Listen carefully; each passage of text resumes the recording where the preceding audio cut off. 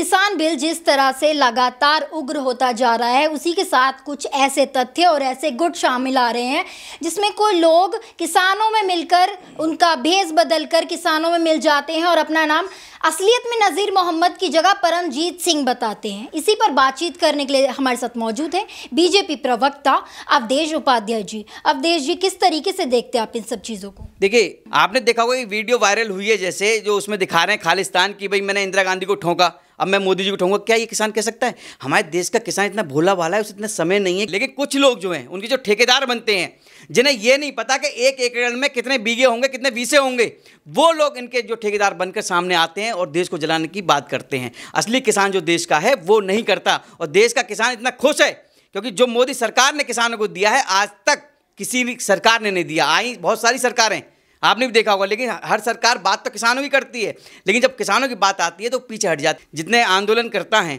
कहाँ के हैं? हरियाणा, पंजाब। पंजाब के क्यों हैं? बादल जी हैं, उन्होंने पूरा अपना बैकग्राउंड बना लिया है। आपको पता है जो बादल एग्रो है, इनके जो वेयर हाउस हैं पंजाब में, ये किसान और एफसीआई के बीच के एजेंट हैं। ठीक है, अब इस बिल से जो बीच के बिचौली हैं उनकी दुकानें बंद हो गई। पहले क्या था, पंजाब का किसान जो है, इनकी बिना ठप्पे लगे हुए, इनके जो वेयर हाउस हैं, इनकी जो कंपनियां हैं, बिना उनकी मोहर लगे हुए अपने अनाज नहीं बेच सकता था, अपनी फसल नहीं बेच सकता था बाहर। लेकिन अब क्या, अब वो किसान खुलेआम बेच सकता है फ्रीली। अब इन्हें दुख नहीं होगा, इनकी दुकानें बंद हो गई। हजारों करोड़ों का इनका व्यापार था। शरद यादव देख लो आप, उसकी बेटी क्या करती थी? वो भी यही काम करती थी। उनकी दुकानों पर ताला लगा हुआ है। अब जितने बिचौलिए थे, अब किसान अपनी मर्जी से बेच सकता है भाई फसल। अब ये लोग कहाँ, अब इन पे कोई मुद्दा नहीं है। अब क्या कहते हैं, ये एमएसपी पे आ गए हैं सब। एमएसपी सरकार नहीं कर रही, एमएसपी को क्यों नहीं रिटर्न में दे रही? अरे जो ये बात करते हैं, पहले अपना ज्ञानवर्धन करो, पहले कानून का ज्ञान लो। जितने लोग मैं देख रहा हूँ टीवी डिबेट पर बोल रहे हैं कि एमएसपी क्यों नहीं दे रहे रिटर्न में, एमएसपी क्यों नहीं। अरे भैया, एमएसपी कोई बात ही नहीं है कानून में, कहीं भी एमएसपी का कोई लिखित में कोई बात नहीं है। न एमएसपी से कोई संबंध है। जो एमएसपी थी वही है, जो पहले एमएसपी में रेट लिया जा रहा था, जो फसल ली जाती थी, वो अब ली जा रही है, वो आगे ली जाएगी। सर, आपने एमएसपी की बात करी तो, लेकिन इसमें ये लोग बोल रहे हैं कि एमएसपी जो है सरकार जो है हमें लिखित में क्यों नहीं देती है? कहीं प्रार्थना, वही मैं कह रहा हूँ, एमएसपी का कोई इस कानून से संबंध नहीं है। और जो बात ये कह रहे हैं वो कानून पढ़ ले। और उनके लिए हमारे माननीय केंद्रीय कृषि मंत्री श्री नरेंद्र तोमर जी ने बोला है स्पेशली कि 3 तारीख को आइए, मिलिए। ये केवल अपनी राजनीति की रोटियां सेक रहे हैं कि हमें टिकट मिल जाए कांग्रेस से, कि हमें टिकट मिल जाए समाजवादी पार्टी से। कोई नेता किसान का भला नहीं है।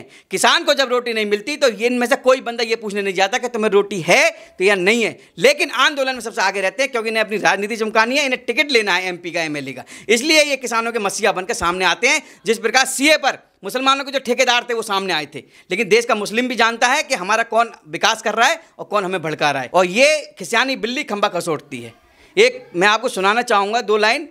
इंकलाब गाने वाले श्रृंगार नहीं गाया करते और मानचित्र फड़काने से भूचाल नहीं आया करते, और मोदी जैसा लाल हजारों सालों में पैदा होता है। नायक है ये सकल विश्व का, दुश्मन बैठा रोता है। तो ये वो दुश्मन है, इनके हाथ में कुछ नहीं है, ना इनके पास कोई मुद्दा है। सर, योगेंद्र यादव अपने आप को किसान नेता बताते हैं और वो कहते हैं कि मैं बिहार का हूं और बिहार में काफ़ी परिचित माने जाते हैं योगेंद्र यादव। लेकिन शर्जिल इमाम और उमर खालिद जैसे लोगों के लिए वो लगातार आवाज़ उठाते हैं। वहीं जेएनयू में जो है जाकर समर्थन करते हैं उन लोगों का जो टुकड़े टुकड़े के नारे लगाते हैं। वहीं इस बार भी देखा गया कि किसानों को बरगलाने में उनके पूरे भाषण सामने आए और पूरी चीजें सामने आई। देखिए, ये वो लोग हैं, ये बेपेंदी के लोटे हैं, ना इधर के ना उधर के हैं। जहां आम आदमी पार्टी में गए वहां से निकाला गया इन्हें, अपनी पार्टी बनाई वहां से भी नकारा गया, इनकी पार्टी नहीं चल पाई।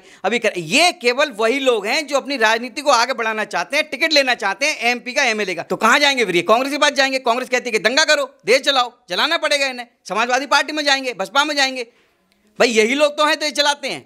ये कहते हैं कि पहले, अच्छा मैं एक बात कहना चाहूँगा, ये जो कानून है ये तो कांग्रेस भी ला रही थी। फिर क्या होता उसमें? कांग्रेस के मैनिफेस्टो में था अभी 2019 वाले में कि हम किसान कानून लाएंगे, लेकिन नहीं आए नहीं तुम। और पहले भी जो उनकी जब सरकार तभी इन्होंने कोशिश की थी, लेकिन उस समय नहीं हो पाया इनसे। आज बीजेपी कर रही है वो काम। आनंद मंगनाले जो हैं 2016 में राहुल गांधी के उत्तर प्रदेश में जब 16 में इलेक्शंस हुए थे, राहुल गांधी के सलाहकार थे, और अब वहीं उनका नाम इस किसान आंदोलन में भी सामने आया है। देखिए, किसान आंदोलन में मैं बता रहा हूँ, अभी बैरिकेटर फेंके गए थे कल परसों। वो फेंकने वाला कौन था पता है आपको? वो फेंकने वाला वो था जो ट्रैक्टर रैली निकाली गई थी जब किसी बिल आया था। उस समय राहुल गांधी के बगल में बैठा हुआ था वो सरदार, और उसने बैरिकेटर फेंक रहा है। उसी ने वो ट्रैक्टर जलाया।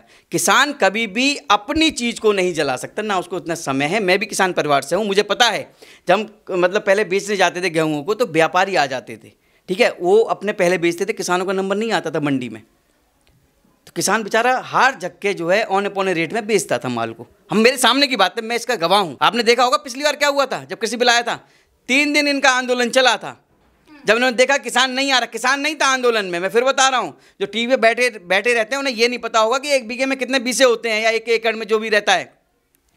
लेकिन ये फिर इन्हें मिल गया हाथरस का मुद्दा, वो तो फुस हो गया इनका, हाथरस चले गए।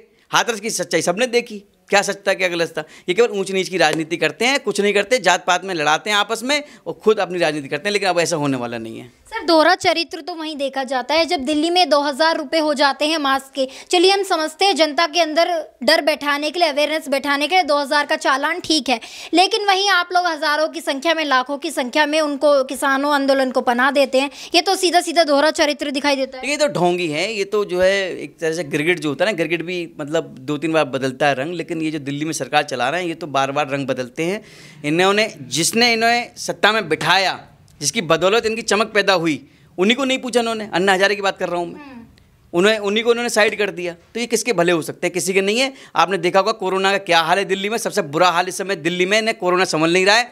ये दिल्ली की जनता का दिमाग भटकाने के लिए, जो अपना माइंड डाइवर्ट करने के लिए इन्होंने ये काम किया है सबने, कि कोरोना से हट के ये मुद्दे पर आ जाएँ इस पर। तो लेकिन ऐसा कुछ नहीं है। अब दिल्ली की जनता सब जान चुकी है, ज़्यादा इनकी चलने वाली नहीं है। अब देखिए, पहले कृषि बिल आया, ठीक है, तब इन्होंने खूब भड़काया, फुस हो गए। मैंने ये देखा था भारतीय किसान यूनियन ने आंदोलन किया यूपी में, मैं वहीं का हूँ, तो मुझे वहाँ के कुछ पुलिस अफसर हैं जानकारी में, उन्होंने बताया कि बताओ आंदोलन में 4-5 लोग थे। अगर किसान नाराज होता तो भैया पूरे भारत का होता ना। भाजपा शासित राज्यों में क्यों आंदोलन कर रहे हैं, राजस्थान में क्यों नहीं हो रहा?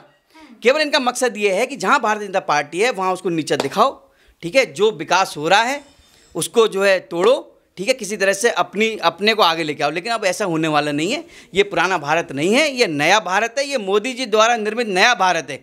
यहाँ की जनता सब जानती है कि कौन हमारे हित की बात कर रहा है और कौन हमारे हित की बात नहीं कर रहा, कौन हमारे अहित की बात कर रहा है। भ्रम में ये डाल रहे हैं, इन्हें पता है कि भ्रम में डाल सकते हैं। जो देखो, हमारे देश में कुछ लोग ऐसे हैं, अशिक्षित हैं, जो एकदम कहने में आ जाते हैं।